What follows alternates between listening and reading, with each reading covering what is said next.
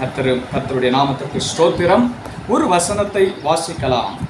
யோவான் 1ஆம் அதிகாரம் 29ஆம் வசனம். யோவான் 1:29. இதோ உலகத்தின் பாவத்தை சுமந்து தீர்க்கிற தேவ ஆட்டுக்குட்டி. அல்லேலூயா. இயேசுவுக்கு ஒரு காரண பெயர் இருக்கிறது, அது தேவ ஆட்டுக்குட்டி. நல்லா கவனிக்கிறீங்களா? அப்போ யோவான் ஸ்நானகன் சொல்லுகிறார், இயேசு கிறிஸ்து அவரை நோக்கி வருகிற பொழுது அவர் பார்த்து சொல்லுகிறார், இதோ உலகத்தின் பாவங்களை சுமந்து தீர்க்கிற தேவ ஆட்டுக்குட்டி. அல்லேலூயா. பாருங்க, இந்த உலகத்திலே அநேக மதங்கள் இருக்கிறது, அநேக மதங்கள் இருக்கிறது. இந்துசம், புத்திசம், இஸ்லாம் மதம் இருக்கிறது, கிறிஸ்துவ மதம் இருக்கிறது, இன்னும் பல்வேறுபட்ட மதங்கள் இருக்கிறது. மத நம்பிக்கைகளும் இருக்கிறது, மத சடங்குகளும் இருக்கிறது, செயல்பாடுகளும் இருக்கிறது. ஆனால் எல்லா மதங்களும் ஒரு காரியத்தை ஒப்புக்கொள்ளுகிறது, ஒரு மனிதனுடைய வாழ்க்கையில் பாவம், சாபம் இதெல்லாம் இருக்குது, பாவம் இருக்குது, பாவத்துக்கு தண்டனை இருக்குது, அதே போல பாவத்திற்கு பரிகாரம் செய்யணும்னு எல்லா மதங்களும் என்ன பண்ணுது? ஒத்துக்கொள்ளுகிறது. இதில் என்ன வித்தியாசம் கிறிஸ்தவ மதத்தில் மாத்திரம்னா, கிறிஸ்துவ மதம் சொல்லுகிறது ஒரு மனிதன் பிறப்பிலேயே பாவத்தோட பிறக்கிறான். உலகத்தில் பெரிய மதங்கள் வேற எந்த மதமும் இந்த கூற்றை ஒப்புக்கொள்வது அல்ல. எல்லா மதங்களும் என்ன சொல்லுது? பாவம் இருக்குது தான், அவனுக்கு நன்மை தீமை அறிந்து அவன் செய்யற நல்லதுக்கு நன்மை வரும், தீமைக்கு தீமை வரும். ஆனால் பிறப்பிலேயே ஒரு மனிதன் பாவத்தோடு பிறக்க முடியாது. இது எல்லா மதங்களும் சொல்லுகிற நம்பிக்கை. ஆனால் கிறிஸ்தவம் மாத்திரம் என்ன சொல்லுகிறது? அப்படி அல்ல. ஒரு மனிதன் பிறக்கிற பொழுதே பாவத்தோடே பிறக்கிறான், ஆகவேதான் அவன் தன்னை விடுவித்துக் கொள்ள முடியாது, அவனுக்கு ஒரு ரட்சகர், மீட்பர் வேண்டும் என்று. சரி, இதை எப்படி நாம் உண்மைன்னு ப்ரூவ் பண்ண முடியும்? இதை எப்படி நிரூபிக்க முடியும்? நல்லா கவனிக்கணும் இந்த செய்தி, ஓகேவா? கொஞ்சம் டீச்சிங் மாதிரி இருக்கலாம். என்ன பிரதர், குட் ஃப்ரைடே அன்னைக்கு இந்த மாதிரி செய்தி சொல்றீங்கன்னா, ஆனால் இதை தான் ஆவியானவர் பேசும்படி எனக்கு கொடுத்தார், ஆகவே நான் அதையே பேசுகிறேன். அல்லேலூயா. இப்போ நான் சொன்னேன், எல்லா மற்ற மதங்களும் கிறிஸ்துவ மதத்துக்கு என்ன வித்தியாசம்? எல்லா மதங்களும் பாவம் உண்டு என்று நம்புகிறது, ஆனால் அது மனிதன் செய்கிற நன்மை தீமையை பொறுத்து வருகிறது. ஆனால் கிறிஸ்தவம் சொல்லுகிறது ஒரு குழந்தை பிறக்கிற பொழுதே பாவத்தோடே வெளிவருகிறது. இது உண்மையா பொய்யா? இது உண்மையா இருந்தா அப்ப கிறிஸ்தவம் சொல்லக்கூடிய அந்த பரிகார முறையும் உண்மையாதான் இருக்கணும். சரி, சங்கீதம் 51ஆம் சங்கீதம் 5ஆம் வசனத்திலே இப்படி சொல்லுகிறது. பக்தனாகிய தாவீது சொல்லுகிறார், என் தாய் என்னை பாவத்திலே கருதரித்தாள், பாவத்துல தான் என்னுடைய தாய் என்னை கர்ப்பம் தரித்தாள் அப்படின்னு சங்கீதக்காரர் சொல்லுகிறார். இது கிறிஸ்தவத்திலே சொல்லுகிறது. சரி பிரதர், இதை எப்படி பொதுவா எல்லா மக்களுக்கும் இப்படிதான் இருக்குது அப்படின்னு சொல்ல முடியும் அப்படின்னு பார்த்தீங்கன்னா, அதாவது பிறப்பிலேயே ஒரு குழந்தை பிறக்கிறப்ப எப்படி பாவத்தோட பிறக்கும்? நான் ஆரம்ப நாட்களில் இதை நான் வேலை செய்கிற இடத்துல நான் சொல்லிட்டு இருந்தப்ப, எனக்கு மேலே டீம் லீடாக இருந்தவங்க, அப்போ தான் நான் ஃபஸ்ட்டு கம்பெனி இன்ஃபோசிஸில் எலக்ட்ரானிக் சிட்டியில் பெங்களூரில் ஒர்க் பண்ணிருந்தேன். அப்போ தான் ஆண்டவருக்குள்ளே வந்த புதுசு. இந்த புதுசாக நீச்சல் கற்றுக்கினவங்க என்ன பண்ணுவாங்க தெரியுங்களா? கிணத்துல நீச்சல் கற்றுக்கினா 24 மணி நேரம் கிணத்துல குளிக்கணும்னு நினைப்பாங்க, அந்த மாதிரி.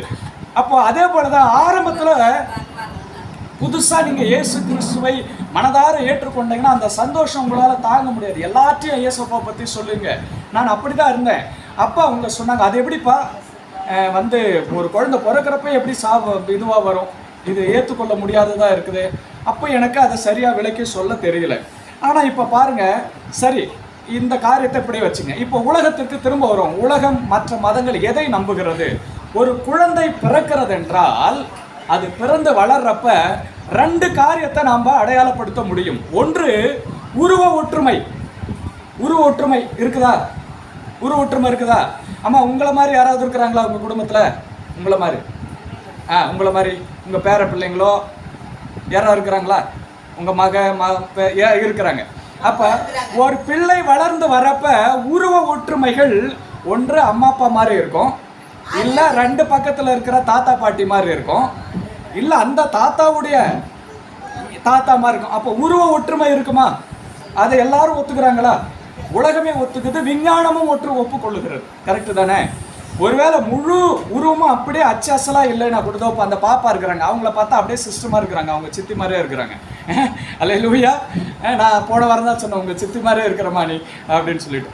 ஏதோ ஒரு வகையில் ஒரு உருவ ஒற்றுமை இருக்கிறது. ஒருவேளை முழு உருவமும் இல்லைனாலும் சிலர் பார்த்தீங்கன்னா இந்த கண்ணு பற்றி அப்படியே அவன் அப்பனை மாதிரியே இருக்குதுன்னுவாங்க. இல்லை இந்த காது அவங்க தாத்தா மாதிரியே இருக்குதுன்னு சொல்லுவாங்க. இந்த இல்லை கை கால் ஏதோ ஒரு உருவ அமைப்பு முன்னோர்கள் நம்முடைய பெற்றோர்கள் இல்லை பாரம்பரியமாக வர தாத்தா பாட்டியை சார்ந்து வருகிறது. அப்போது பிறந்து வளர்கிற குழந்தைக்கு உருவ ஒற்றுமை இருக்கிறது. இருக்குதா? உங்கள் பேரனுக்கு இருக்குது. சரி, ஓகே, ரைட், ஓகே. இப்போ இதை எல்லாரும் ஒத்துக்கொள்ளுகிறார்கள். ரெண்டாவது பாருங்க, நல்லா கவனிங்க. ஒன்று உருவ ஒற்றுமை, ஆமா இருக்கு. ஒன்று உருவ ஒற்றுமை, ரெண்டாவது சுவாபங்கள். சுவாபம்னா எதை பண்ணும்? இவன் அப்பா மாதிரி டக்கு டக்குன்னு இவனுக்கு கோபம் வருதுப்பா. இவன் எது சொன்னாலும் மங்கனி மாதிரி இருக்கிறான். இவங்க தாத்தா கூட இப்படிதான் இருந்தாரு. அப்போ ஒரு குழந்தை பிறந்து வளர்கிற பொழுது ரெண்டு காரியங்களை நம்மால் கவனித்து பார்க்க முடிகிறது. ஒன்று உருவ ஒற்றுமை, இரண்டாவது சுவாபங்கள். இது ஒத்துக்கிறோமா? எல்லாரும் ஒத்துக்கிறோமா? அப்ப இது வருதுன்னா இது எதன் வழியா வருகிறது? அந்த தாய் தகப்பனுடைய ஜீன் அந்த வழியா வருது. அதை இன்னும் இருக்கலாம், இருக்கும், அப்படிதான் இருக்குது. அறிவியலே அதை தான், டாக்டர்ஸே அதை தான் சொல்றாங்க. அதை இன்னும் அறிவியல் பூர்வமா சொன்னா டிஎன்ஏன்னு சொல்றாங்க. என்ன சொல்றாங்க? அந்த ஜீன், அந்த அணுக்கள் மூலயமா அந்த அந்த பாரம்பரியமா தாத்தாவில இருந்து பாருங்க. சிலருக்கு தாத்தாவுக்கு 2-3 தாத்தாவுக்கு முன்னாடி யாராவது திக்குவாயா இருந்திருப்பாங்க. அந்த குழந்தைக்கு திக்குவாய் இருக்கும். எனக்கு திக்குவாய் இருந்தது, நம்புவீங்களா? நான் 5வது 6வது படிக்கிற வரைக்கும், 5வது படிக்கிற வரைக்கும் எனக்கு திக்குவாய் இருந்தது. பேசிட்டே இருந்தேன், திக்கினே இருப்பேன். அப்புறமா தான் தெரிஞ்சது எங்க தாத்தா திக்கு தான் பேசுவாராம். சௌரியா குட்டி தாத்தா எப்படி பேசுவாராம்? திக்கு தான் பேசுவாராம். அப்புறமா ஜெபம் பண்ணி 6வது 7வதுக்கு மேலே எனக்கு அந்த பயம்லாம் போயிட்டு திக்கு வாய் கிடையாது. பாருங்க, ஆண்டவர் பிரசங்கம் பண்ணணுன்றதுக்காக திக்கு வாயெல்லாம் எடுத்தாரோ என்னமோ, கர்த்தருக்கு ஸ்தோத்திரம். ஆனால் எனக்கு நல்லா ஞாபகம் இருக்குது, திக்கு வாய் இருக்கு. நான் ஸ்கூல்லலாம் நாடகம்லாம் நடிச்சிருக்கேன். அப்போல்லாம் பெரிய பெரிய வசனம் எழுதி கொடுப்பாங்க. அதை படிக்கிறப்பெல்லாம் எனக்கு பயம் வரும், எங்கே இடையில திக்குமோன்னு. ஆனால் வாதியார் கோலை வச்சு நிற்கிறத பார்த்தே அந்த பயத்தில் திக்கு வாயெல்லாம் போயிடும். அப்போ பாருங்க, உருவ ஒற்றுமை இருக்கிறது, சுவாப ஒற்றுமைகள் வருகிறது. இப்போ சுவாப ஒற்றுமையும் உருவ ஒற்றுமையும் எதிலிருந்து வருகிறது? ரத்தத்திலிருந்து வருகிறது. அதுதான் டிஎன்ஏன்னு சொல்றாங்க. அப்ப ரத்தத்திலிருந்து உருவ ஒற்றுமையும் சுவாப ஒற்றுமையும் வரணும்னா ஏன் பாவம் வராது? பாவம் வருமா வராதா? நிச்சயமாய் வரும், நிச்சயமாய் வரும். அப்ப பாவமும் எதிலிருந்து தான் வருதா? ரத்தத்தின் வழியா தான் வருது. அப்ப இந்த பாவம் எங்க இருந்து வருது? இதை எப்படி நீங்க சொல்ல முடியும்னு பாத்தீங்கன்னா, இப்ப நான் இருக்கிறேன்னா, நான் வேதத்தின்படி நான் பிறக்கிற பொழுதே பாவியாக பிறக்கிறேன். அப்ப இந்த பாவம் எங்கிருந்து வருது? என்னுடைய தாய் தகப்பனிடமிருந்து வருகிறது. அவங்களுக்கு பாவம் எங்கிருந்து வந்துச்சு? அவங்களுடைய அம்மா அப்பா கிட்ட இருந்து வந்தது. எப்படி உருவ ஒற்றுமைகள் வருகிறதோ, எப்படி சுவாப குணாதிசயங்கள் வெளிப்படுகிறதோ, ரத்தத்திலிருந்து பெற்றோர்கள் மூலமாய் வருகிறதோ, பாவமும் சந்ததி சந்ததியாய் ரத்தத்தின் வழியாய் கடத்தப்படுகிறது. அல்லேலூயா. அப்ப அப்படியே நீங்க யோசிச்சு போனீங்கன்னா, இந்த ரத்தம் எங்க இருந்து மனுஷங்கிட்ட இருந்து தானே அந்த பாவமும் இந்த எல்லாமே வந்திருக்கணும். அப்படியே போனா அப்ப முதல் மனிதனிடமிருந்து வந்த ரத்தத்தினால்தான் முழு உலகமும் உண்டானது. அறிவியல் சொல்லுகிறது, குரங்கிலிருந்து மனிதன் வந்தான். அப்படியே பரிமாணம் அடைஞ்சு மனுஷனா வந்துட்டான். ஏன் இப்போ பரிமாணம் அடையல? குரங்காவே இருக்குது, மனுஷனாவே இருக்கிறான். அப்ப பரிமாணம் அடையினா இப்ப குரங்குல இன்னும் ஒரு வேற ஏதாவது புதுசா வந்திருக்கணும்ல, இல்ல 4 கை உள்ள மனுஷன் வரணும்ல. ஏன் பரிமாணம் மனுஷனோட நின்று போச்சு? அது தவறு. சரி, குரங்கு எங்க இருந்து வந்தது? அது ஒரு உயிரணு, ஒரு உயிர்ல இருந்து வந்தது. அந்த உயிர் எங்க இருந்து வந்ததுன்னா அவனுக்கு தெரியல. அந்த உயிரை உருவாக்கினவர் கர்த்தர் தான். ஆனா குரங்குல இருந்து மனுஷன் வரல. குரங்குல இருந்து குரங்கு தான் வரும், மனுஷன்ல இருந்து தான் மனுஷன் வருவான். அப்ப பாருங்க, ஆனா மனுஷருக்கு பிறந்தது குரங்கு சாஸ்திர பிடிச்சதா இருக்குது இல்லையா? குரங்கு சுவாபம் உள்ளதா இருக்குது. சரி, ஆமா, சரி, அதை விடுங்க. அப்போ ஒரு காரியத்தை நாம் புரிந்து கொள்ளுகிறோம். தாய் தகப்பனிடமிருந்து அந்த ரத்தத்தின் வழியாக எப்படி பிறக்கிற குழந்தைக்கு உருவ ஒற்றுமைகள் வருகிறதோ, சுவாப ஒற்றுமைகள் வருகிறதோ, அதை போல பாவமும் பாவம் சார்ந்த சுவாபங்களும் வெளிப்படுகிறது. இதை ஒத்துக்கொள்றோமா நாம? அல்லேலூயா. அப்போ ஒரு மனிதனிடமிருந்து உருவ ஒற்றுமை வருகிறதை போல, சுவாப ஒற்றுமை வருகிறதை போல, பாவமும் அதே மனிதனுடைய ரத்தத்தின் வழியாய் கடத்தப்படுகிறது. அப்ப அப்படியே ஒரு மனிதனிடமிருந்து இன்னொரு மனிதன் அப்படியே நீங்க போயிட்டு இருந்தா, முதல் மனிதனிடமிருந்து பாவமும் பாவத்தின் விளைவாய் வந்த சாபமும் மரணமும் மனிதனுக்குள்ள என்னாச்சு? பிரவேசித்திருக்கிறது. அல்லேலூயா. அப்படின்னா அந்த என்ன பாவம் அந்த மனிதன் செய்தான் அப்படின்றத நீங்க பார்த்தீங்கன்னா ரோமர் 5ஆம் அதிகாரம் 16ஆம் வசனம். இந்த செய்தி நீங்க நல்லா கவனிச்சாதான் புரியும். ரோமர் 5ஆம் அதிகாரம் 16ஆம் வசனத்தை வாசிங்க. ரோமர் 5:16. மேலும் ஒருவன் பாவம் செய்ததினால் உண்டான தீர்ப்பு தேவம் அருளும் ஈவுக்கு ஒப்பானது அல்ல. அந்த தீர்ப்பு பாருங்க, ஒரே குற்றம், ஒரு மனிதன் செய்த பாவத்தின் நிமித்தமாய் வந்தது ஒரே குற்றம். இப்போ வேதம் சொல்லுகிறது, ஆதாம் ஏவாள் ஒரு மனிதனை தேவன் உண்டாக்கினார். அவர்கள் செய்த பாவத்திலிருந்து எப்படி உருவ ஒற்றுமைகள் இரத்தத்தின் வழியாய் கடத்தப்படுகிறதோ, எப்படி சுவாபங்கள் இரத்தத்திலிருந்து டிஎன்ஏலிருந்து வருகிறதோ, அதே டிஎன்ஏலிருந்து பாவமும் பாவத்தின் தோஷமும் கடந்து வந்து கொண்டே இருக்கிறது. எது வரைக்கும் வருதுன்னா இப்போ வரைக்கும் வந்து கொண்டு தான் இருக்கிறது. அப்போ நாம் உருவ ஒற்றுமையை ஏற்றுக்கொள்வோமானால், டிஎன்ஏவிலிருந்து தாங்க அது வருதுன்னு சொன்னா, சுவாப ஒற்றுமைகள் அதிலிருந்து வருதுன்னா, பாவமும் பாவத்தில் வருகிற தோஷமும் எங்கிருந்து தான் வருது? அதே ரத்தத்தில் இருந்து தான் வருகிறது. அப்போ பிரச்சனை எங்க இருக்கு? முதல் மனிதனிடத்துல தான் பிரச்சனை இருக்கு. முதல் மனிதனுடைய ரத்தத்திற்குள்ள பாவம் இருக்கிறது. அந்த பாவத்தின் வழியாக தான் எல்லா மனிதருக்குள்ளும் பாவம் என்ன பண்ணுது? கடத்தப்படுகிறது. சரி, இப்போ அந்த குற்றம் என்ன அப்படின்னு பார்க்கலாம். எப்படி அந்த பாவம் முதல் மனிதனுக்குள்ள பிரவேசித்தது? 5ஆம் அதிகாரம் 19, அதே ரோமர் 5ஆம் அதிகாரம் 19வது வசனத்தை வாசி. ஒரே மனுஷனுடைய கீழ்ப்படியாமையினாலே அநேகர் போறோம். நல்லா கவனிங்க. ஒரே மனுஷனுடைய கீழ்ப்படியாமையினாலே அநேகர் பாவிகளாய் மாற்றப்பட்டது போல. நல்லா கவனிக்கணும். பழத்தை சாப்பிட்டதால பாவம் வரல, தேவனுடைய வார்த்தைக்கு கீழ்ப்படியாமல் போனதால என்ன வந்ததா?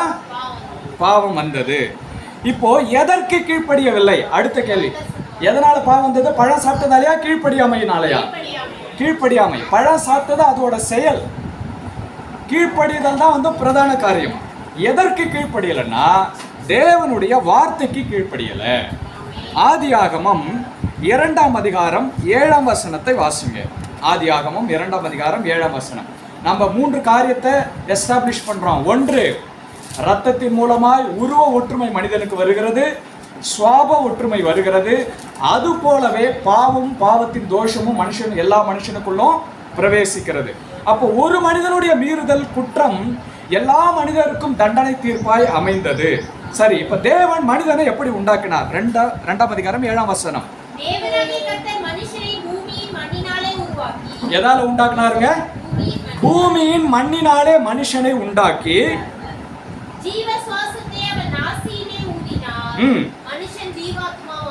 அப்படியே 2ஆம் அதிகாரம் 21, 24 வாசிங்க. பாருங்க, தேவன் மனிதனை மண்ணினாலே உண்டாக்கினார். நல்லா கவனிங்க, நீங்க புரிஞ்சுக்கிற ஒரு விஷயத்த சொல்றேன். மனுஷனை மண்ணினால உண்டாக்கிட்டாரு. அந்த மனுஷனை உண்டாக்கி ஜீவ சுவாசத்தை ஊதினாரு. அவன் மனுஷனானா, அப்ப கொஞ்ச நாளுக்கு அப்புறம் இவனுக்கு ஏற்ற துணை வேணும்னா அவனை அயர்ந்த நித்திரை வர பண்ணி அவனுடைய விழாவிலிருந்து ஒரு எலும்பை எடுத்து ஒரு பெண்ணை உண்டாக்கி இவர்கள் இருவரும் ஒரே மாம்சமா இருப்பார்கள். ஆனால் தான் கணவன் மனைவி இசைந்து இருப்பார்கள். கணவன் செய்கிற பாவம் மனைவிக்கும், மனைவி செய்கிற பாவம் கணவனுக்கும் ஒரே சம்பந்தத்தில் வரும். ஏன்னா ரத்த சம்பந்தம் உடையவர்கள். அல்லேலூயா. அப்போ இப்போ மனுஷனை உண்டாக்கிட்டார். இப்போ நல்லா கவனிக்கணும், மனிதனை எதனால உண்டாக்குனாரு? மண்ணினால உண்டாக்குனார். சொல்லுங்க. இப்போ மண்ணினால ஒரு உருவத்தை செஞ்சுட்டு ஜீவ சுவாசத்தை ஊதினார். அவன் ஜீவ ஆத்மாவானான். இப்போ மண்ணால உண்டாக்கின மனுஷனுக்குள்ள ரத்தம் இருந்ததா? இல்ல. இப்ப ரத்தம் எங்க உயிர் அவனுக்கு ரத்தம் எங்க இருந்து வந்தது? சரி, உயிர் ஒரு மனுஷனுக்குள்ள எங்க எதுல இருக்குது உயிர்? புரியல. இருதயத்துல இருக்குது உயிர், எல்லா இடத்துலயும் இருக்கு. எங்கெல்லாம் ரத்தம் பாய்கிறதோ அங்கெல்லாம் உயிர் இருக்குது. ஏன்னா உயிர் ரத்தத்துல இருக்குது. நல்லா கவனிங்க. மண்ணால ஒரு மனுஷனை உண்டாக்கிட்டாரு, அவனுக்குள்ள என்ன வரல? உயிர் வரல. தேவன் தம்முடைய ஜீவ சுவாசத்தை அவனோட நாசியிலே ஊதுகிறார், அவன் ஜீவ ஆத்துமாவானான். அப்ப ரெண்டு ஜீவன் வரணும்னா என்ன வேணும் ஒரு மனுஷனுக்குள்ள? ஆத்மா, ஒரு ஆவி இருக்கணும். கரெக்டா? ஒரு ஆவி இருக்கணும், ரத்தமும் இருக்கணும். இனி அதை தான் கேட்க. அப்ப ரத்தம் எங்க இருந்து வந்தது? அவருடைய ஜீவ ஆவியினாலே ரத்தமும் ஜீவ ஆத்மாவும் உண்டானது. எத்தனை பேருக்கு புரியுது நான் சொல்றது? மண்ணா இருந்த சரீரத்துல ரத்தம் எங்க இருந்து வந்தது ஐயா? அவர் ஊதின ஆவியிலிருந்து வந்தது. வெறும் ரத்தம் மாத்திரம் இருந்துட்டா மனுஷன் உயிரா இருந்துச்சு நடந்துருவானா? எளிமையான உதாரணம் சொல்றேன். டக்குன்னு ஒரு மனுஷன் இறந்து போயிடுறாருன்னு வச்சுங்க, அவருக்குள்ள ரத்தம் இருக்குதா இல்லையா? ரத்தம் சூடாக தான் இருக்கும் கொஞ்ச நேரத்துக்கு. ஆனா ஏன் உயிர் இல்லை? அவருடைய ஆவி என்ன பண்ணுச்சு? பிரிஞ்சு போயிடுச்சு. அப்போ ஒரு மனிதன் உயிர் வாழ உயிரா இருக்கிறான்னு நிரூபிக்க ரெண்டு காரியம். ஒன்று ரத்தம், ரத்தத்துல உயிர் இருக்குது. இன்னொன்னு ஜீவ ஆத்மா, அதான் ஆவி, அதுக்குள்ள என்ன இருக்குது? உயிர் இருக்குது. ஆவி போயிட்டாலும் மனுஷன் இறந்துருவான். ஆவி இருக்குது, எல்லா ரத்தத்தையும் அவனுக்கு நீங்க எடுத்துட்டீங்கனாலும் அவன் என்ன பண்ணி போயிடுவான். எத்தனை பேர் நான் சொல்றது புரியுது? ரெண்டு காரியம் ஒரு மனிதன் உயிரோட இருக்க அவசியம். நல்லா கவனிங்க. நல்லா போயிடுங்க, டக்குன்னு விழுந்துட்டாருங்க, ஆனா உடம்புல ஃபுல்லா ரத்தம் இருக்குதுங்க. அப்ப என்ன போயிடுச்சு அவர் சரீரத்திலிருந்து? ஆவி போயிடுச்சு. அதை தான் நம்ம என்ன சொல்றோம்? உயிர் போயிடுச்சு. அப்ப உயிர் எதுல இருக்குது? அந்த ஜீவ ஆத்மாவாகிய ஆவியில இருக்குது. ஒண்ணு. ரெண்டாவது, ஒரு மனுஷனை நல்லா வெட்டி போட்டுட்டாங்க, ஆவி உள்ளதா இருக்குது, ஆனா ரத்தம் எல்லாம் போயிடுச்சுன்னா அந்த ஆவியால அந்த சரீரத்துல உயிர் வாழ. ஏன்னா இது ரெண்டும் ஒன்றோடு ஒன்று இணைந்து இருக்கிறது. தேவன் ஜீவ சுவாசத்தை ஊதின பொழுது அவன் ஜீவ ஆத்துமாவானான். அந்த ஜீவனுக்குள்ளதான் ரத்தமும் வந்தது, ஆத்துமாவும் அவனுக்குள்ள வந்தது. அல்லேலூயா. எத்தனை பேருக்கு நான் சொல்றது புரியுது? அல்லேலூயா. இப்போ மனுஷன் எப்படி உண்டாக்கப்பட்டான்னு தெரியுது. இப்ப தேவன் உண்டாக்கின அந்த ரத்தத்துல, மனுஷனுக்குள்ள ரத்தத்துல பாவம் இருக்குதா? இல்ல. நல்ல ரத்தம். அது என்ன ரத்தம்? நல்ல ரத்தம். இப்ப இந்த ரத்தத்துல பாவம் இல்ல, இந்த ஆத்துமாவுல பாவம் இல்ல. இப்ப அவன் எப்படி? கர்த்தர் சொல்றாரு, அவனை ஏதேன் தோட்டத்திலே கொண்டு போய், அப்பா இந்த தோட்டத்தில் இருக்க எல்லா மரத்தின் கனிகளையும் நீ சாப்பிடு, ஆனால் நன்மை தீமை அறிகிற இந்த ஒரு மரத்தின் கனியை சாப்பிடாத, ஏன்னா அதை சாப்பிடும் நாளில் நீ சாகவே சாவாய். இப்ப அநேகர் கேட்பாங்க, ஏங்க கடவுள் அதை கொண்டு போய் எங்க வைக்கணும்? அதை உண்டாக்காம இருக்கலாம். இல்ல, அதையும் கொடுப்பதற்காகத்தான் வைத்தார். ஆனா எப்ப கொடுக்கணும்ன்றது அவருக்கு. இது எப்படி இருக்குன்னா, குழந்தை கத்தி எடுத்து வீட்டுல வெட்டிக்கொண்டு வீட்டுல காய்கறி கட் பண்ண கத்தி வைக்காம யாராவது இருப்பாங்களா? ஏற்ற நேரத்துல குழந்தைக்கு அதை எப்படி பயன்படுத்தணும்னு பெரியவங்க என்ன பண்ணுவாங்க? சொல்லி கொடுப்பாங்க. அதை போல தேவன் சகலத்தை உண்டாக்கி அது நல்லது என்று கண்டார். அப்ப நன்மை தீமை அறிகிற மரமும் நல்லதுதான், ஆனா அது இப்பொழுது சாப்பிட உகந்தது அல்ல. எத்தனை பேருக்கு புரியுது நான் சொல்றது? அல்லேலூயா. அப்ப தேவன் முழு உலகத்தையும் இவன் ஆளுகை செய்ய வேண்டும் என்றால் இவனுக்கு ஒரு டெஸ்ட் வைக்கணும். இவன் கீழ்ப்படிதல் உள்ள மகனாய் இருக்கிறானா? எப்படி ஆபிரகாமுக்கு 100 வயசுல பிள்ளை கொடுத்து உன்னை பூமியின் மணலத்தனையே ஆசீர்வதிப்பன்னு ஒரு டெஸ்ட் வச்சார். அப்பா வா உன் பிள்ளைய பலி கொடு. ஆபிரகாம் துணிஞ்சிட்டாரு, எதர் கத்தி எடுத்து வாங்கிட்டார். உடனே நிறுத்தப்பா, நீ கர்த்தருக்கு பயந்தவன் என்று இதனால் நான் அறிகிறேன். உடனே கர்த்தர் ஆசீர்வதிக்கிறார். அதே போல முழு உலகத்தையும் ஆளும்படி மனிதனை உண்டாக்கின தேவன் அவனுக்கு ஒரு டெஸ்ட் வைக்கிறார். இந்த ஒரு காரியத்துல நீ கீழ்ப்படி. அவன் தேவனுடைய வார்த்தைக்கு கீழ்ப்படிந்த பொழுதெல்லாம் அவனுக்குள்ள என்ன இருந்தது? உயிர் இருந்தது, ஜீவன் இருந்தது. அந்த ரத்தம் கெட்டு போகல. நல்லா புரிஞ்சுக்கீங்க. எப்போ ரத்தம் கெட்டு போகுதுன்னா, இவன் பிசாசின் சத்தத்திற்கு கீழ்ப்படிந்து அதன்படி செயல்பட்ட பொழுது அந்த ரத்தம் கெட்டு போனது. பிசாசு என்ன பண்ணா? வந்து ஏவாளிடத்துல தேவன் இந்த பழத்தை சாப்பிட வேணான்னு சொன்னாரா? நீ இதை சாப்பிட்டினா நீ தேவனை போல மாறிடுவ, உன் கண்ணு தெரிஞ்சிரும். ஆனா இப்பயே ஏவாள் நல்லா தான் பார்த்துட்டு இருக்கிறாங்க. அப்பயாவது அந்த அம்மா யோசிச்சிருக்கணுமா, நான் நல்லா தானே பார்க்குறேன், எனக்கு ஏன் புதுசா ஒரு கண்ணு தெரியணும்னு? பிசாசு வஞ்சித்தான். இவளும் பழத்தை பறித்து பிசாசு பறிச்சு கொடுக்கல, இந்த அம்மாவே தான் எட்டு என்ன பண்ணுதான், பழத்தை பறிச்சு இவளும் சாப்பிட்டு கணவருக்கும் கொடுத்தால் அவனும் சாப்பிட்டான். நல்லா கவனிங்க, பழம் சாப்பிட்டது பிரச்சனை இல்ல, கீழ்ப்படியாமை தான் பிரச்சனை. எந்த வார்த்தைக்கு கீழ்ப்படிந்து செயல்படுகிறோம் என்பதுதான் பிரச்சனை. நல்லா கவனிங்க, வீட்டுல அம்மா அப்பா மனைவி சொல்றாங்க குடிக்காத, இது யாருடைய வார்த்தை? வீட்டில் இருக்கிற பெற்றோர்கள் மனைவியினுடைய வார்த்தை. வெளியில போறான், நண்பர்கள் சொல்றான் இன்னைக்கு ஒரு நாள் தானே பரவாயில்ல. இப்போ இந்த மனிதன் யாருடைய வார்த்தைக்கு கீழ்ப்படுகிறானோ அதன்படிதான் அவனுக்குள்ள காரியங்கள் செயல்படுகிறது. இவன் இல்லப்பா எங்க அம்மா அப்பா போனா திட்டுவாங்கன்னு வீட்டுக்கு வந்துட்டான்னா வீட்டுல சந்தோஷமும் சமாதானமும் இருக்கும். இல்ல ஒரு பெகு தான் போட்டுக்கலான்னு இவர் கூட போனார்னா வரப்ப இவர் எத்தனை மனுஷனா வருவாரு? 2 மனுஷனா வருவாரு. அப்ப வீட்டுல என்ன இருக்கும்? பிரச்சனைகளும் போராட்டங்களும். இப்ப இந்த பிரச்சனை போராட்டம் எங்க இருந்து வந்தது? பெற்றோர்கள் மனைவியினுடைய வார்த்தைக்கு கீழ்ப்படியாமல் வேறொருவருடைய வார்த்தைக்கு கீழ்ப்படிந்து செய்த செயலால் வந்தது.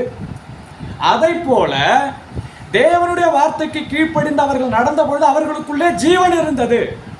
பிசாசின் வார்த்தைக்கு கீழ்ப்படிந்து செயல்பட்ட பொழுது ஜீவன் போய் மரணம் உள்ள வந்துடுச்சு, ரத்தம் கெட்டு போனது. அல்லேலூயா. அப்ப நல்ல ரத்தம் கெட்டு போயிடுச்சு. கெட்டு போனதுக்கு யார் காரணம்? இவர்கள் பிசாசுனுடைய வார்த்தைக்கு கீழ்ப்படிந்து செயல்பட்டதினாலே இந்த ரத்தம் கெட்டு போனது. அல்லேலூயா. பாருங்க, இதை ஏன் சொல்றேன்னா லேவியராகமம் 17:11 சொல்லுகிறது. அதை வாசிங்கம்மா. 149வது பக்கம், பழைய ஏற்பாடு 17:11. மாம்சத்தின் உயிர் எதுல இருக்குதா? ரத்தம். அப்போ உயிர் ரத்தத்திலையும் இருக்குது. அடுத்தது தொடர்ந்து வாசிங்க.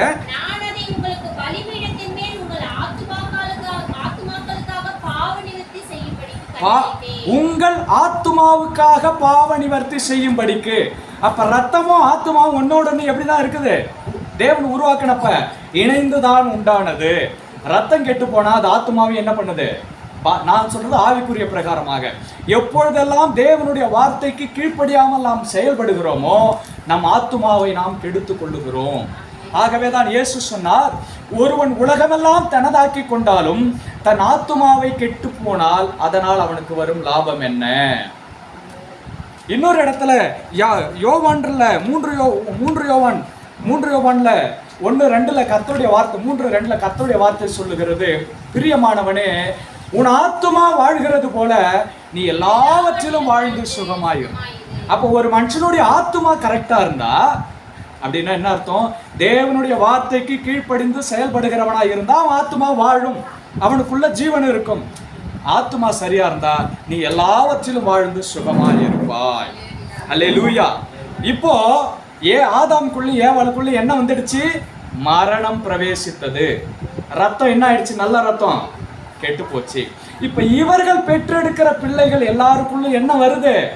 மரணம் வருகிறது.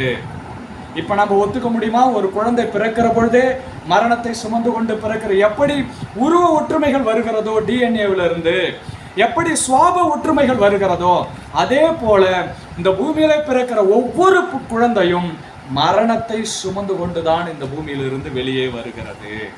ஆகவேதான் இந்த மரணத்திலிருந்து அதால விடுவித்துக் கொள்ள முடியல, ஒரு ரட்சகர் தேவை.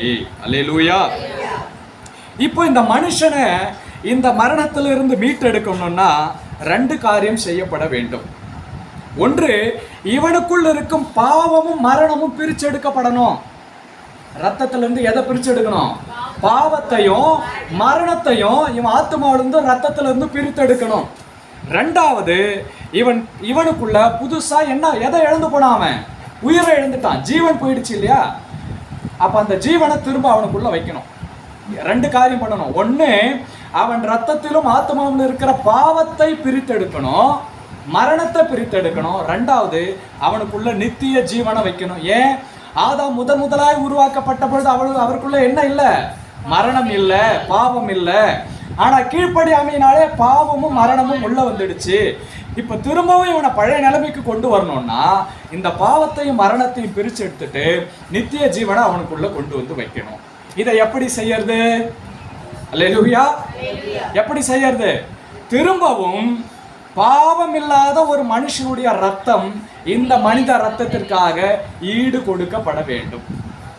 பல்லுக்கு பல், கண்ணுக்கு கண், கல்லுக்கு இல்லம்மா, கண்ணுக்கு கண், பல்லுக்கு பல், கண்ணுக்கு கண்.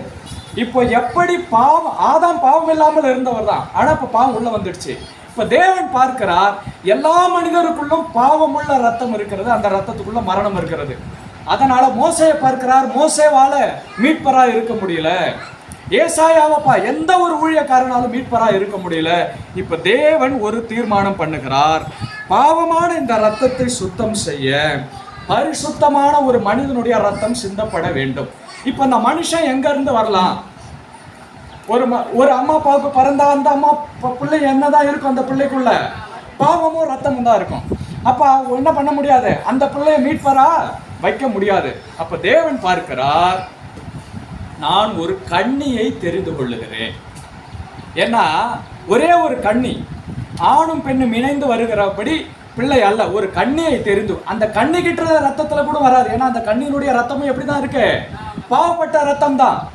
அதனால தான் இன்னைக்கு சொல்லுவாங்க, பாவமற்ற மாசற்ற கன்னிகை இல்ல இல்ல இல்ல, அன்னை மரியாளுடைய ரத்தமும் பாவத்தோடு வந்த ரத்தம் தான். ஏன்னா அவர்களுடைய பெற்றோர்களுடைய ரத்தமும் எப்படிதான் இருக்கு, பாவத்தோட இருக்கு. அப்போ இந்த கண்ணினுடைய கருவை மாத்திரம் தேவன் தெரிந்து கொள்ளுகிறார். இப்ப ஆதாமை எப்படி உண்டு பண்ணாரு, மண்ணால உண்டு பண்ணி தம்முடைய ஜீவ சுவாசத்தை ஊதினார். அந்த மண்ணுக்குள்ள இருந்து ரத்தமும் ஆத்மாவும் உண்டானது, அவன் ஜீவ ஆத்மான. அதே ப்ரொசீஜரை தான் இங்கேயும் செய்யணும். இப்ப மண்ணுக்கு பதிலா தேவன் தம்முடைய வார்த்தையை எடுக்கிறார். தம்முடைய வார்த்தையை எடுத்து அந்த அந்த கண்ணினுடைய கருப்பையிலே வைத்து என்ன பண்றாராம், பரிசுத்த ஆவியானவரை அந்த கருவின் மேல் நிழலாட பண்ணுகிறார். எப்படி ஜீவ சுவாசத்தை நாசியிலே ஊதினாரோ, எப்படி ரத்தமும் ஜீவ ஆத்மாவும் உண்டானதோ, அதே வழியை தான் தேவன் ஃபாலோ பண்றார். அங்க மண்ணுக்கு பதிலா இங்க வார்த்தை எடுக்கிறார். வார்த்தை எடுத்து எங்க வைக்கிறாரா, ஒரு கருவிலே வைத்து. அப்போ ஏன்னா மரியாள் கேட்கிறாங்க, தேவதூதன் வந்து சொல்லுகிற பொழுது, நீ கருத்தாங்கி ஒரு மகனை பெறுவாள். அதுக்கு அந்த அம்மா என்ன பதில் சொல்றாங்க பாருங்க. 1 லூக்கா 1ஆம் அதிகாரம் 30-31 வாசிங்கம்மா. லூக்கா 1:30-31.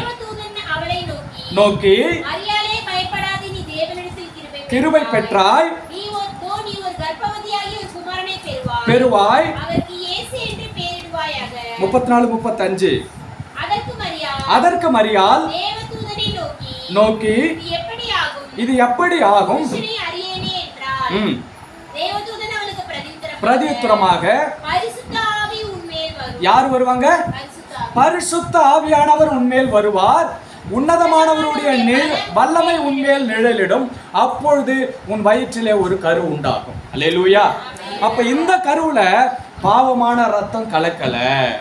எப்படி முதல் ஆதாமுக்குள்ள பாவம் இல்லையோ, அவன் மண்ணால செய்யப்பட்டு தேவனுடைய ஆவியானவர் உள்ளே பிரவேசித்த பொழுது ரத்தமும் ஆத்மாவும் உண்டானதை போல, 2ஆம் ஆதாமாகிய இயேசு கிறிஸ்துவும் அதே பாவம் இல்லாத ரத்தத்தை உடையவராய் வரணும்னா தேவன் தம்முடைய வார்த்தை எடுத்து ஆவியானவரை நிழலாட பண்ணி ஒரு கருவை உண்டு பண்ணினார்.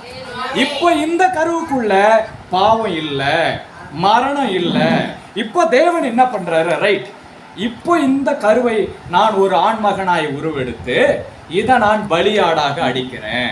உலகத்தின் பாவங்களை சுமந்து தீர்க்கிற தேவ ஆட்டுக்குட்டியாக இந்த பலியாட்டை அடிச்சேன்னா சாதாரணமா இல்ல, மரண பரியந்தம் அவர் உண்மையுள்ளவரா இருக்கணும், கீழ்ப்படுகிறவரா இருக்கணும்.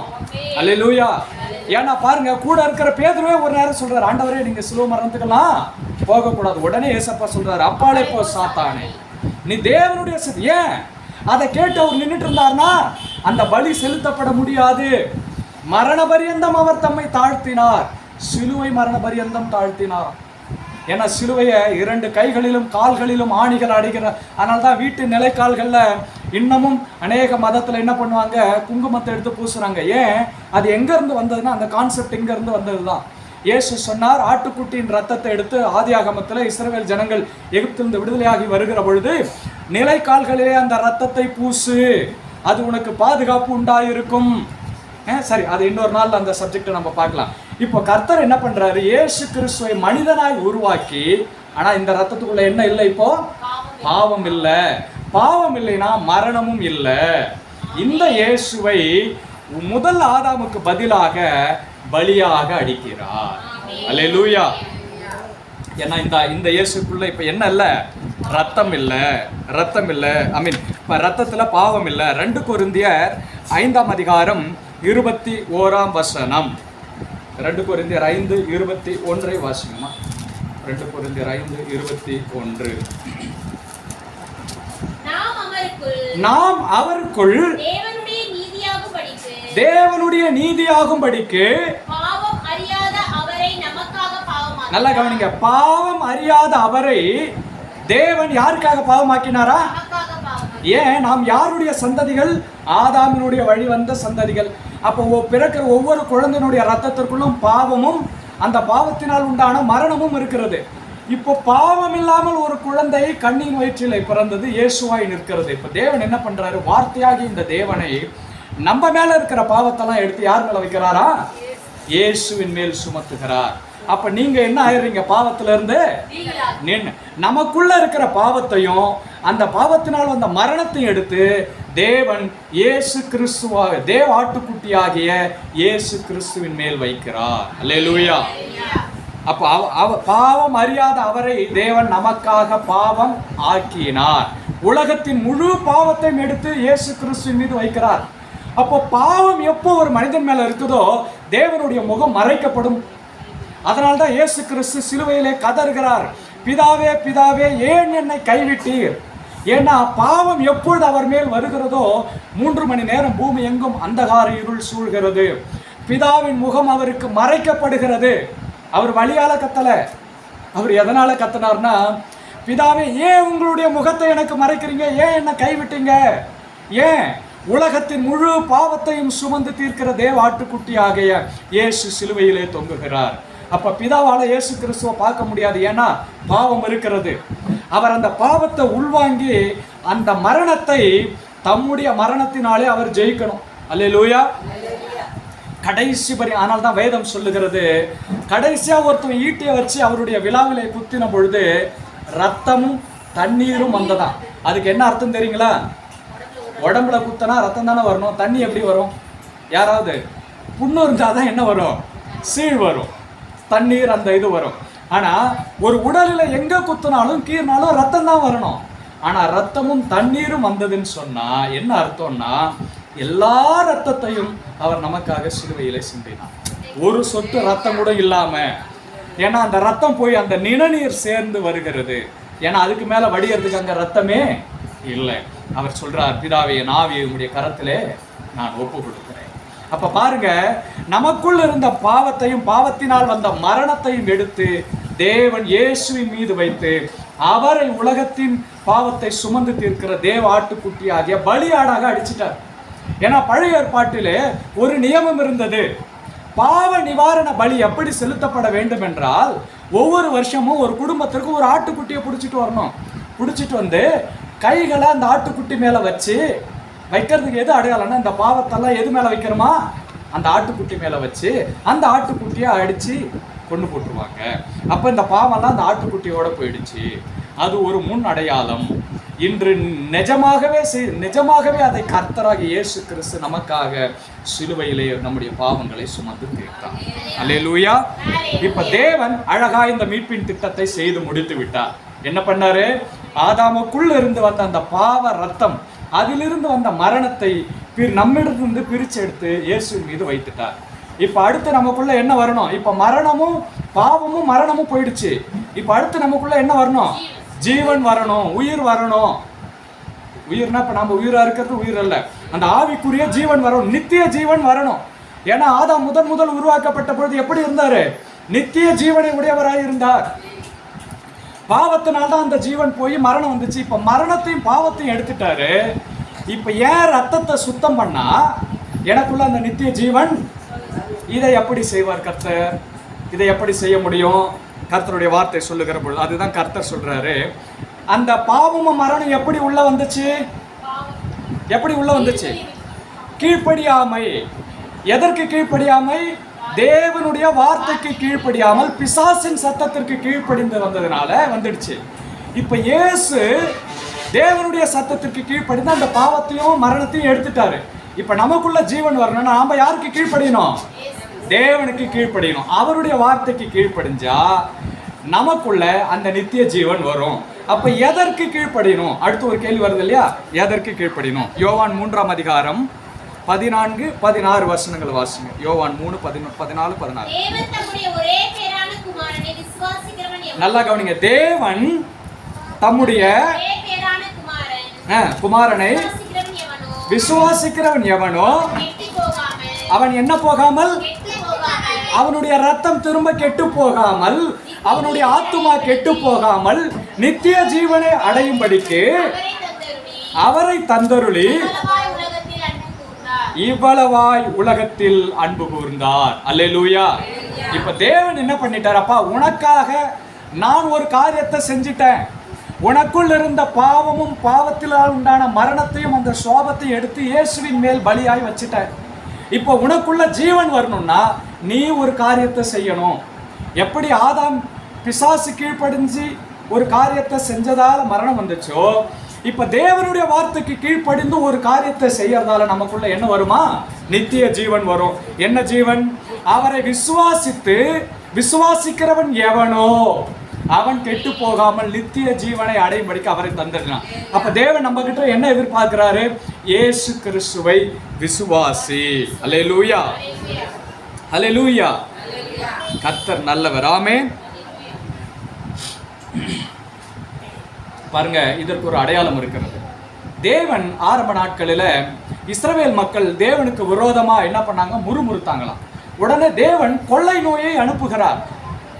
கொள்ளை நோயில புள்ளிவாய் சர்ப்பங்கள் அனுப்புறார். புள்ளிவாய் சர்ப்பங்கள் அனுப்பின உடனே எல்லாம் கடிக்கிட்டு எல்லாம் மரித்து போறாங்க. அப்போ உடனே தாவீது போய் ஜெபிக்கிறார். தேவன் ஒரு ஆலோசனை சொல்லுகிறார். வெண்கலத்திலே அந்த சர்ப்பம், அந்த பாம்பை போலவே ஒரு பாம்பை நீ என்ன பண்ணு, உண்டு பண்ணி தூக்கி பிடிக்க சொல்லு. வெண்கல சர்ப்பத்தை தூக்கி பிடி, அதை நோக்கி பார்க்கிற எவனும் உயிர் பிழைப்பான். நல்லா கவனிங்க. வனாந்தரத்திலே கொள்ளிவாய் சர்ப்பங்களை அவர்களுடைய கீழ்ப்படியாமை நிமித்தமாய் தேவன் தண்டனையாக கொடுக்கிறார். இந்த சர்ப்பம் பாம்பு போய் கடிக்கிற எல்லாம் சாவறான். உடனே இவர்கள் ஜெபிக்கிறார்கள். தேவன் ஆலோசனைக்குள்ள அந்த பாம்பின் ரூபத்திலேயே ஒரு சர்ப்பத்தை வெண்கலத்திலே உண்டாக்கி மேலே உயர்த்து, அதை நோக்கி பார்க்கிற யாவரும் பிழைப்பார்கள். அப்படின்னா என்ன அர்த்தம்? எவரெல்லாம் அந்த பாம்பை பார்க்கிறானோ அவனுக்குள்ள ஒரு உணர்வு வருகிறது. இந்த பாம்பு ஏன் வந்தது? இந்த மரணத்தை விளைவிக்கிற சர்ப்பம் ஏன் வந்தது? ஏன் கடிச்சதுன்னா என்னுடைய கீழ்ப்படியாமையினாலே. அதே போலதான் ஒவ்வொரு முறை நாம் சிலுவையை நோக்கி பார்க்கிற பொழுது நமக்குள்ள என்ன உணர்வு வரணும்? என்னுடைய கீழ்ப்படியாமையினாலே இயேசு இந்த மரணத்தை சுமந்தார். அல்லேலூயா. இந்த சிலுவை எதற்கு அடையாளமாய் இருக்கிறது? மனிதனுடைய பாவத்திற்கும் மீறுதலுக்கும் அடையாளமாய் இருக்கிறது. அப்ப தேவன் இப்போ வழி சொல்றாரு. இந்த சிலுவையை நோக்கி பார்த்து இந்த இயேசுவால் தான் எனக்கு ரட்சிப்பு உண்டு என்று நீ இருதயத்திலே விசுவாசித்து நாவால் அறிக்கை பண்ணினா நீ இழந்து போன அந்த ஜீவன் நம் ஒவ்வொருவருக்குள்ளும் கொடுக்க அவர் வல்லமை உடையவராய். அல்லேலூயா. அப்போ முதலாவது அவரை விசுவாசித்து ஏற்றுக்கொள்வது. இரண்டாவது ஞானஸ்நான உடன்படிக்கை. ஏன்னா அந்த ஞானஸ்நானத்தின் வழியாக அவருடைய மரணத்திற்கு அடக்கம் பண்ணப்பட்டவர்களாகவும் புதிய ஜீவனுக்கு உயிரோடு எழும்புகிறதுக்கு அடையாளமாகவும் ஞானஸ்நான உடன்படிக்கை இருக்கிறது. அல்லேலூயா. அப்ப தேவன் செய்ததை செய்து முடித்து விட்டார். பாவத்தை எடுத்துட்டாரு, மரணத்தை எடுத்துட்டாரு. இப்ப நித்திய ஜீவன் நமக்குள்ள வரணும்னா நாம் செய்ய வேண்டிய காரியங்கள் இயேசுவை முழு இருதயத்தோடு விசுவாசித்து ஏற்றுக்கொள்வது. இரண்டாவது, அதற்கு அடையாளமாக எப்படி சிலுவை மரம் நம்முடைய பாவத்திற்கும் அடையாளமாக இருக்கிறதோ, சிலுவையை நாம் தொட்டு கும்பிட வேணாம். சிலுவையினால் பாருங்க, அதுக்கு முன்பாகவும் அநேகர் சிலுவையில் அறையப்பட்டார்கள். ஆனா இயேசு கிறிஸ்து மரித்த பொழுது அந்த சிலுவை அடையாள சின்னமாய் மாறிவிட்டது. அல்லேலூயா. அப்ப சிலுவையினால இயேசுவுக்கு மகிமல்ல, இயேசு கிறிஸ்து மரித்ததினாலே சிலுவை இன்றைக்கு ஒரு அடையாளமாய் இருக்கிறது. அல்லேலூயா.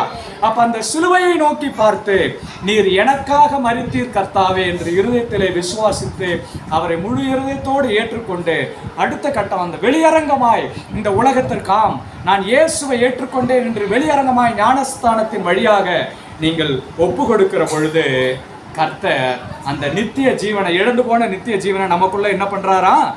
வைக்கிறார். அல்லேலூயா. பாருங்க, யோவான் 1ஆம் அதிகாரம் 9வது வசனம். இதை மாத்திரம் வாசித்துட்டு நாம் ஜெபிக்கலாம். பாருங்க, யோவான் 1:9. உலகத்திலே வந்து எந்த மனுஷனையும் பிரகாசிப்பிக்கிற மெய்யான ஒளி, அந்த ஒளி. 12-13 வசனங்கள். அவர் நல்ல கவனிங்க, அவருடைய நாமத்தின் மேல் விசுவாசம் உள்ளவர்களாய்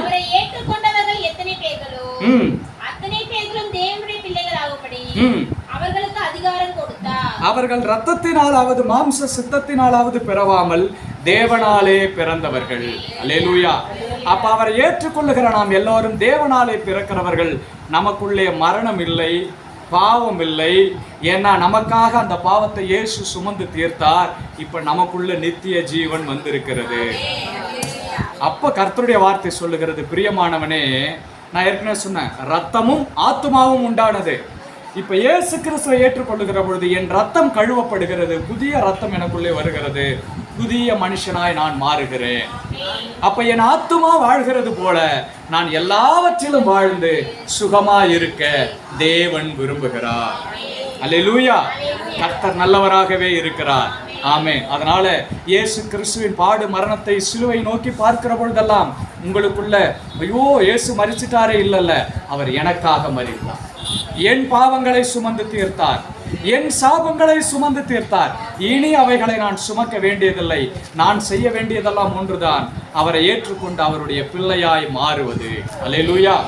கர்த்தர் நம் ஒவ்வொருவரையும் இந்த நாளிலே ஆசீர்வதிப்பாராக. ஒரே ஒரு பாடலை மாத்திரம் நாம் கேட்டுவிட்டு ஜெபிக்கலாம்.